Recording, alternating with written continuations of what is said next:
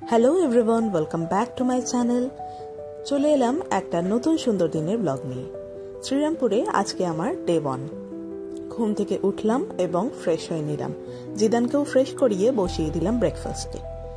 এখন বাজে সকাল 8টা।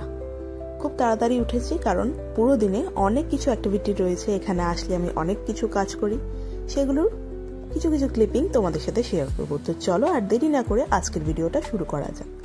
জিদানকে ব্রেকফাস্ট করিয়ে আমি নিজের ব্রেকফাস্টটা রেডি করে নিলাম। অরিজিৎ ব্রেকফাস্ট করে চলে গেছে কাজে বোলপুরে। ও আমাদেরকে দেওয়ার জন্যই এখানে এসছিল, আর আজকে সকালে উঠেই ও নিজের কাজে বোলপুরে চলে গেছে। ফিরবে প্রায় 1 সপ্তাহ পর। এরপর জিদানের একটু পড়াশোনার টাইম ছিল, সেগুলো করিয়ে নিলাম। জিদানকে স্নান টান করিয়ে ফ্রেশ করিয়ে রেখে দিয়েছি। তারপর আমি আমার রুমটা একটু ক্লিন করে নেব। ওইদিকে ওয়াশিং মেশিনে জামা কাপড় যেগুলো ট্রেনে আমরা পরে এসেছিলাম নোংরা ছিল, সেগুলোকে কাচতে দিয়ে নিয়েছি। সেগুলো কাঁচা হয়ে গেলে মেলে দিলাম। এরপর রুমটা যেই ক্লিন হয়ে গেল, আমি চলে গেলাম স্নান করতে। স্নান করে এসে পুজো সেরে জিদানকে নিয়ে যাব একটু ছাদে। মেঘলা আকাশ, অনেকদিন পর এরকম খোলামেলা ছাদে একটুখানি ঘুরবো। যতই আমরা শিলিগুড়িতে ঘুরি, ওয়েস্ট বেঙ্গলের ছাদটা একটু আলাদাই হয়। আর বাড়ির কাছে যেহেতু স্টেশন, সেখান থেকে ট্রেন যাবে, দেখতে পাবো। যদিও আমার বেডরুমের জানলা থেকেও দেখা যায়, তাছাড়া ছাদ থেকে জিদানকে একটু দেখাবো। তো চলো তোমাদেরকেও দেখাই আমাদের ফ্ল্যাটের ছাদটা। ওকে যেহেতু আউটডোর অ্যাক্টিভিটি আমি সোসাইটিতে দিতাম, সেরকমই এখানেও রুটিন করে ওকে আউটডোর অ্যাক্টিভিটি আমাকে দিতে হবে সকাল বিকেল।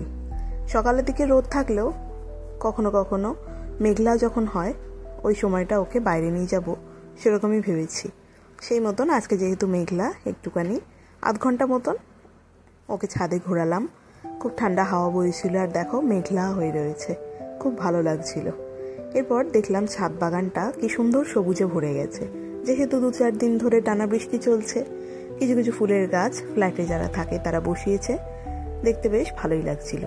ফ্ল্যাটের একটা সাইডে বাগান করেছে, বাকি ছাদটা কিন্তু খালিই রয়েছে। হাঁটার জায়গা অনেকটা। আর এই দেখো শ্রীরামপুর স্টেশন। এর আগেও আমার ব্লগে তোমাদের সাথে আমি শেয়ার করেছি এই ভিডিওটা। ছাদ থেকে আমাদের স্টেশনটা একদম পরিষ্কার দেখা যায়। স্টেশনের লাগোয়া হওয়ার কারণে ট্রেন প্রতি 2-3 মিনিট অন্তর অন্তর আমরা দেখতে পাই, যেটা জিদানের এখন বেশ মজার লাগছে। এরপর রুমে এসে গেলাম। জিদানের লাঞ্চ টাইম হয়ে গেছে, রান্নাবান্না করে নিয়েছি। আর দেখো বাইরে শুরু হলো বৃষ্টি। জানলা দিয়ে বৃষ্টি দেখতে দেখতে আর আয় বৃষ্টির ছেপে গানটা গাইতে গাইতে জিদান ওর লাঞ্চটা করবে। আমাদের রান্না বান্নাও হয়ে গেছে। জিদানকে খাওয়া দাওয়া করিয়ে আমরাও লাঞ্চ করে নেব। জিদানের বেশ মজা লাগছিল বৃষ্টি দেখতে, আর স্টেশনের ট্রেন দেখতে দেখতে ওর খাওয়াটা হয়েই গেল। আমাদের আজকে দুপুরে সিম্পল মেনু ছিল, যেহেতু গতকাল জার্নি করেছি। রয়েছে ভাত, ডাল, পটল ভাজা, আর রয়েছে সয়াবিন আলুর তরকারি। খাওয়া দাওয়া সেরে একটু ঘুম দিয়ে নিলাম। তারপর বিকেলবেলায় বানিয়েছিলাম আজকে একটুখানি স্পেশাল খাবার, সেটা ছিল লোটে ফ্রাই। মুচমুচে ঘরে বানানো এই লোটে ফ্রাইয়ের স্বাদ একদম আলাদা। আমাদের সবার বেশ ভালো লেগেছিল। এটা খাওয়ানোর পর আমার শাশুড়ির থেকে আমি জিজ্ঞাসা করছিলাম যে খেয়ে বলো তুমি কেমন লাগলো। তো আমার শাশুড়ি বলছিল যে ভীষণ সুন্দর হয়েছিল খেতে, একদম তপসে ফ্রাইয়ের মতন। খুব ভালো লাগে এরকম ফ্রেশ খাবারগুলো যখন বাড়িতে রান্না করি। এরপর সন্ধ্যাবেলা একটুখানি বেরু গেলাম আমি নিজে। এখানে আসলে আমি প্রায় দিনই যে কোনো ঘাটের একটুখানি ঘুরে বেড়াই। গঙ্গার ধারে যেতে বেশ ভালো লাগে। তো সন্ধ্যাবেলা একটুখানি বাজার করছিলাম, ভাবলাম যাই গঙ্গার ধার থেকে একটু ঘুরে আসি। জিদান রয়েছে বাড়িতে, বাজার টাজার সেরে নিয়ে টোটো করে চললাম বাড়ির উদ্দেশ্যে। ওখানে বাজারটা পৌঁছে দিয়ে জিদানকে ওখান থেকে তুলে আমি নিয়ে যাব আমার পাশের ফ্ল্যাটে ননদের বাড়িতে। সেখানে গিয়ে অনেকক্ষণ আমরা আড্ডা দেব, চা খাবো, সেই ভেবেই আমি বাজারটা আগে সেরে নিলাম। আর রাতের রান্নাও আমার করা রয়েছে।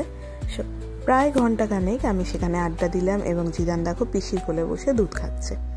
এখান থেকে 1 ঘন্টা পর বেরিয়ে রুমে যখন যাচ্ছি, দেখলাম যে খুব সুন্দর করে রাস্তাঘাটে আলো দিয়ে সাজিয়েছে, আর মাইকে গানও বাজছে।